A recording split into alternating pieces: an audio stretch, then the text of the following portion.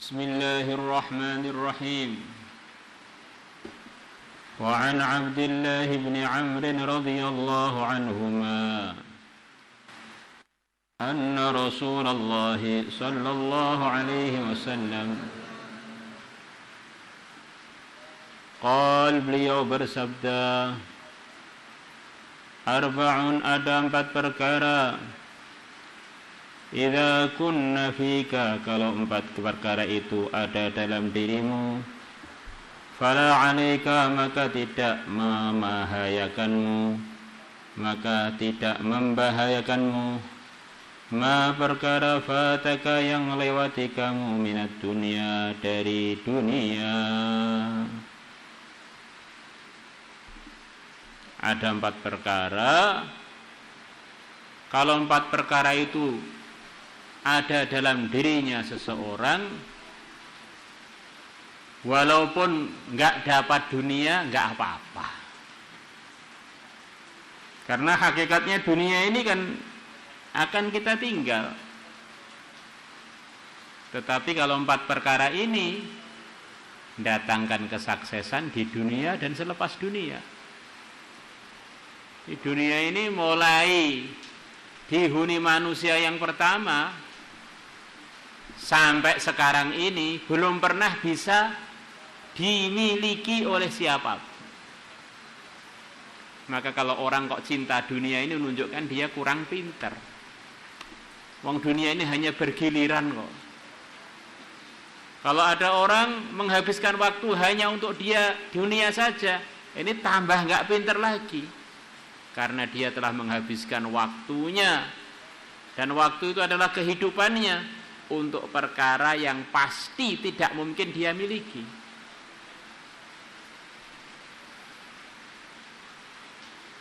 Yang bersabda ini adalah Sayyidul Anbiya, yang mulia Nabi besar Muhammad SAW, yang mana ikut arahan beliau mendatangkan kecintaan Allah, mendatangkan ampunan dari Allah. Qul in kuntum tuhibbunallaha fattabi'uni yuhibbukumullahu wa yaghfir lakum dzunubakum wallahu ghafurur rahim. Ikut beliau ini dicintai Allah. Kalau orang itu dicintai Allah, sak dunia enggak nyintai dia enggak masalah. Laku kawin, alhamdulillah. Enggak laku, ya enggak masalah. Wong sudah dicintai Allah. Wa yaghfir lakum dzunubakum, dan Allah akan ampuni untuk kalian yang ikut Rasulullah, dzunubakum, dosa-dosa kalian. Seluruh dunia enggak memaafkan, kalau Allah memaafkan beres. Orang itu kalau sudah dimaafkan oleh Allah, surga itu jalan tol bagi dia. Tinggal masuk jadi pengantin baru lagi.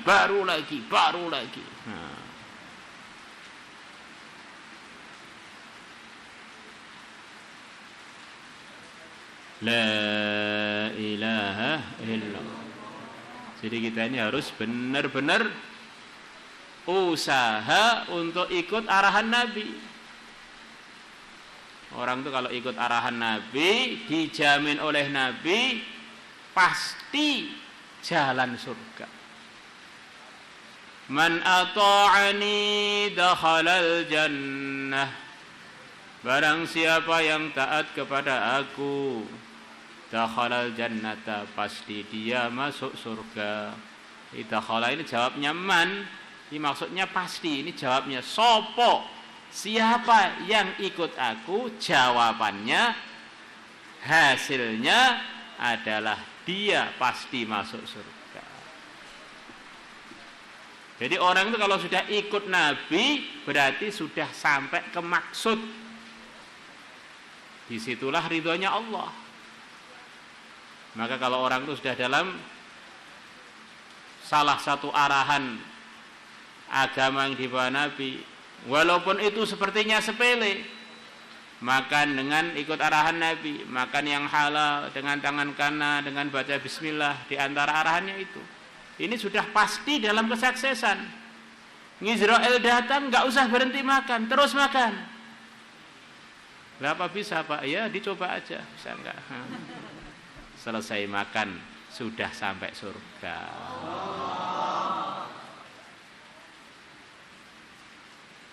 Jadi orang itu harus paham setiap hari ini kita ini harus dalam maksud.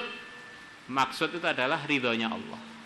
Kalau kita belum dalam ridhonya Allah, kita ini belum sampai maksud. Kalau kita sudah sampai maksud, berarti ini sudah sampai tujuan yang hakiki. Ilahi anta maksudi, ya Allah, engkau adalah maksudku, engkau adalah yang tak tuju, ya engkau itu. Wa ridhoka matlubi, dan ridhomu itulah yang ku cari.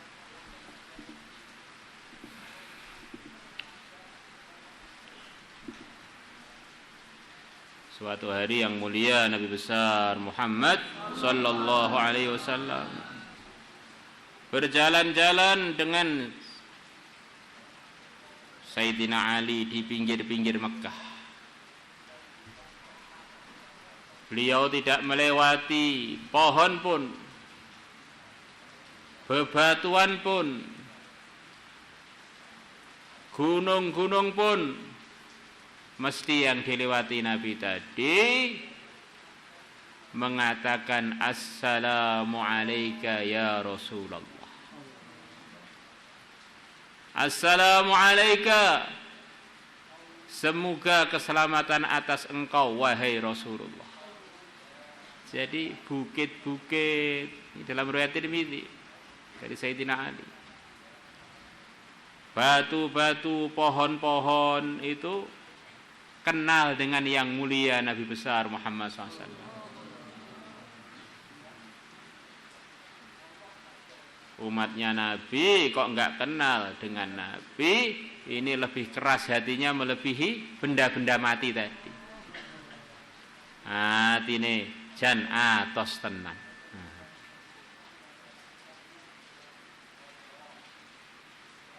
La ilaha illallah.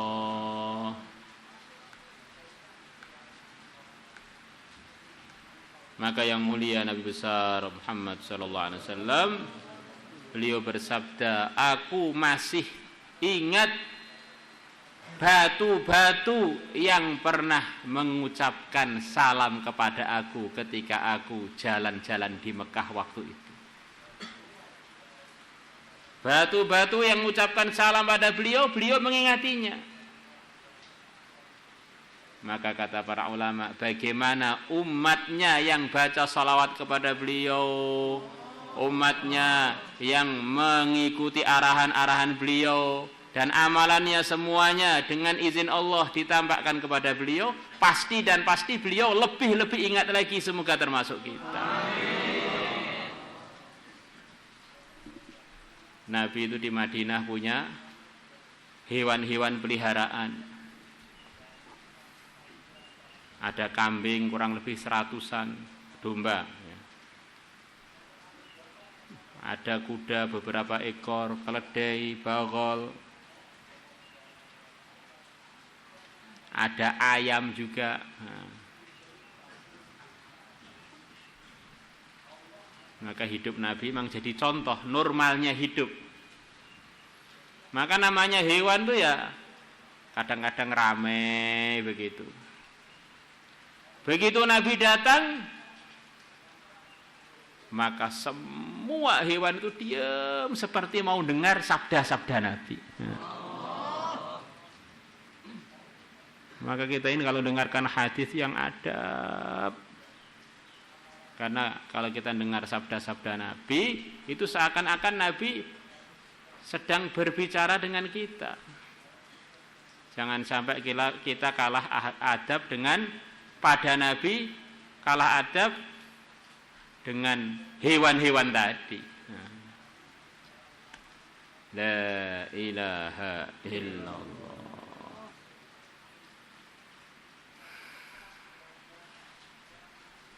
Maka bulan Maulid ini benar-benar kita rasakan bergembira, kita buktikan dengan tambah menyempurnakan amalan-amalan kita, meningkatkan yang perlu ditingkatkan.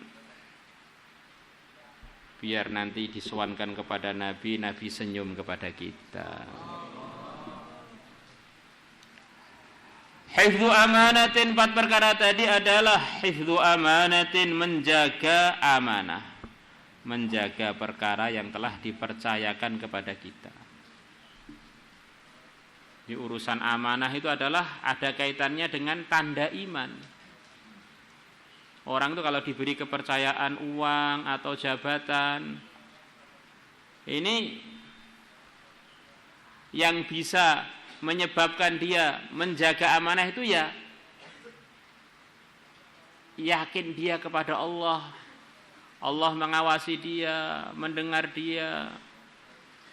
Allah selalu memperhatikan dia dan akan mengurus dia. Iman dia itulah yang akan menyebabkan dia ini bisa menjaga amanah. Maka Nabi mengatakan kalau orang itu tidak amanah, dikhawatirkan dia ini enggak punya iman. La imana liman la amanata lahu. Maka dalam bahasa kita juga orang itu kalau enggak amanah bukan dinamakan nakal. Puncaknya nakal, puncaknya pelanggaran, namanya pengkhianat. Di pengkhianat itu adalah gelar pelanggaran yang paling jelek. Kita ini semua diberi amanah jadi pelajar. Orang tua kita mempercayai kita, orang kampung kita mempercayai kita, jadi pengajar juga. Ini taruhan iman kita seberapa, itulah yang terbukti dalam apa-apa yang telah dipercayakan kepada kita. Wasidqu haditsin, dan jujurnya ngomong. Menjaga amanah dan jujur ngomong. Wa husnu khaliqatin, dan bagusnya budi pekerti. Wa husnu khaliqatin, dan bagusnya budi pekerti.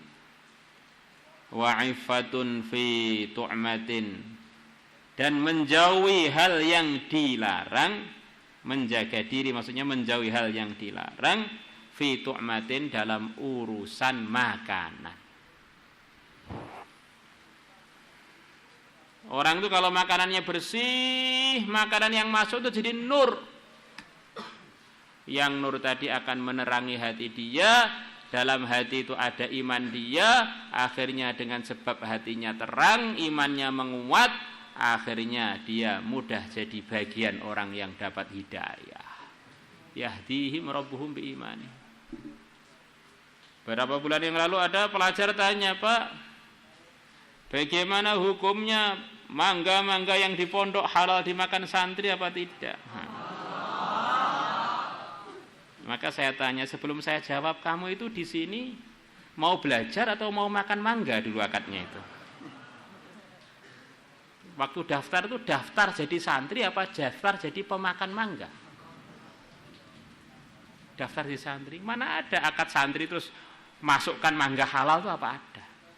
Kita ini kan belajar fikih itu kan gunanya itu. Apa yang masuk ke pemilikan kita itu ada prosedurnya. Itu karena kita beli, atau karena kita diberi, atau karena kita dihadiahi, atau karena kita disodakoi, atau karena kita curi. Innalillah. Jadi hati-hati, perkara nggak ada akadnya kok tega-teganya kita masukkan ke perut kita itu gimana? Maka kita ini harus benar-benar jadi pelajar yang memang pelajarannya itu menyelamatkan dirinya dari murkanya Allah. Perkara nggak ada transaksinya kok coplak-caplok, ini bedanya dengan onta apa? Onta aja yang tidak makanannya nggak mau loh. Itu ada kuda-kuda kami yang pinter-pinter tuh kalau nggak makanannya nggak mau. Berarti kalah pinter dengan kuda yang asal nyoplak-nyaplok itu. Daftar jadi kuda aja nggak diterima. La ilaha illallah. Ya harus jelas. Perkara nggak ada akadnya itu kok bisa kita gunakan tuh. Kalau kita ditanya oleh pencipta kita, apa jawabannya? Penting. La ilaha illallah. Rawahu Ahmad wa Tabarani bi isnadin hasanin wa taqaddama, dan hadis tadi telah terdahulu fi husnul khuluqi wa taqaddama, dan telah terdahulu fi husnul khuluqi dalam bab husnul khuluq. Hadis Abi Umamah, hadisnya Umamah qala Rasulullah sallallahu alaihi wasallam, ana za'imun, aku adalah orang yang nanggung bibaitin dengan satu rumah. Sebagian ulama mengartikan satu istana, karena di surga itu rumah itu istana. Istana di dunia itu kalah, maka kalau diartikan rumah tok ini kurang memuliakan. Fi rabadil jannati, di pinggiran surga. Liman tarakal mira'a, bagi orang yang meninggalkan berdebat. Wa in kana muhiqqa, walaupun dia ini benar. Nabi memberikan arahan kepada umat dalam hadis ini kurang lebihnya jangan bertengkar, jangan berdebat. Karena itu resikonya itu bisa panjang. Bisa terjadi pertengkaran, pertempuran, pertumpahan darah bahkan. Selama bisa menghindari berdebat, hindarilah berdebat walaupun kita dalam posisi benar. Lah itu ada cerita Al-Imam Asy-Syafi'i mengadakan munadharah itu bagaimana? Dan imam-imam yang lain. Tentu saja setiap orang harus menyiapkan dalilnya kalau ditanya oleh Allah. Kalau kita berdebat, ini alasannya apa? Yang kira-kira nanti alasan itu tidak ditolak di kubur kita. Kalau Imam Syafi'i sudah menyiapkan, karena beliau ini pimpinan dalam keilmuan, di antara kewajiban beliau menjelaskan mana yang benar di antara perkara-perkara yang diperselisihkan itu. Maka suatu hari Al-Imam Ahmad rahimahullah bertemu dengan Al-Imam Syafi'i, maka terjadi diskusi mengenai mengartikan hadis orang yang meninggalkan sholat, orang iman yang meninggalkan sholat, faqad kafara, maka sungguh dia ini telah kafir, keluar dari Islam. Itulah pemahamannya Imam Ahmad. Maka oleh Al-Imam Syafi'i ditegur, Ahmad, kalau kafara itu kamu artikan dia keluar dari Islam, terus caranya dia masuk Islam bagaimana? Maka Al-Imam Asy-Syafi'i dijawab oleh Imam Ahmad, caranya dia sholat. Kata Imam Ahmad, Ahmad, dia kan sudah kamu hukumi kafir. Orang kafir kalau sholat, apa sholatnya diterima? Oh iya, orang kafir sholatnya nggak diterima. Terus bagaimana? Oh kalau begitu jawaban saya tadi keliru. Terus bagaimana? Ya dia syahadat. Maka Imam Syafi'i mengatakan, dia ini nggak pernah meninggalkan syahadat, tapi dia ini nggak sholat. Dia ini nggak pernah mencabut syahadatnya, dia ini tetap syahadat. Kok kamu suruh syahadat lagi gimana? Dia ini syahadat tapi nggak sholat. Makanya Imam Ahmad tanya, yang benar menurut antum bagaimana? Itu kafara di sini ini adalah kufrun duna kufrin. Kufrun di dalam bahasa Arab yang artinya bukan kufur yang mengeluarkan orang dari agama Islam. Maksudnya kufrun di sini adalah amalannya orang kafir, atau dia ini orang yang tidak bersyukur. Faqad kafara, maka sungguh dia telah tidak bersyukur, sungguh tidak bersyukur. Nah, jadi kesimpulannya bagaimana? Semua yang mau kita katakan itu kita harus menyiapkan dalilnya dari jernihnya hati ini sudah pas atau belum. Jangan sampai hidup sekali buat amal, buat keputusan atau ninggalkan amal tanpa ada dalil yang kita siapkan kalau kita ke mahkamah ilahi sana di akhirat sana. Contohnya apa Pak yang pasti nggak ada dalilnya? Bolos, nggak ada dalilnya itu. Nah, ada Pak, mana? Qad ya'lamullahu alladhina yatasallaluna minkum. Oh iya, itu orang-orang bolos zaman Nabi, yaitu para munafikin.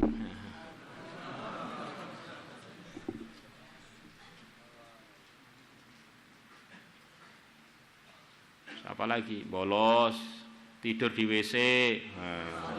Mana ada dalilnya? Dicari dalam kutubus sittah, madzhabul arba'ah, mana ada. Sunnah tidur di WC. La ilaha illallah.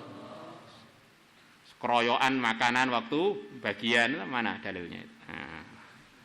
Maka kita ini hati-hati. Jangan sampai kita ini perasaannya pelajar agama ternyata ngerusak agama.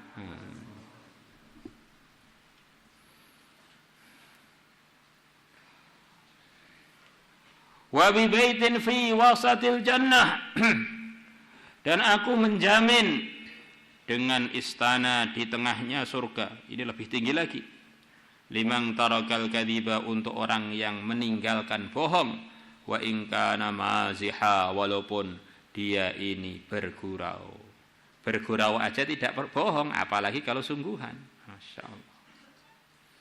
Kadang-kadang kita ini bergurau terus masuk ke bohong. Wa bi baitin, dan aku adalah menjamin dengan istana fi a'lal jannah, di surga paling tinggi. Liman hasuna huluquhu, bagi orang yang bagus. Liman hassana huluquhu, bagi orang yang membagusi budi pekertinya. Semoga termasuk kita. Rawahu Abu Dawud wa Tirmidzi wa hasanah. Salatullah salamullah ala taha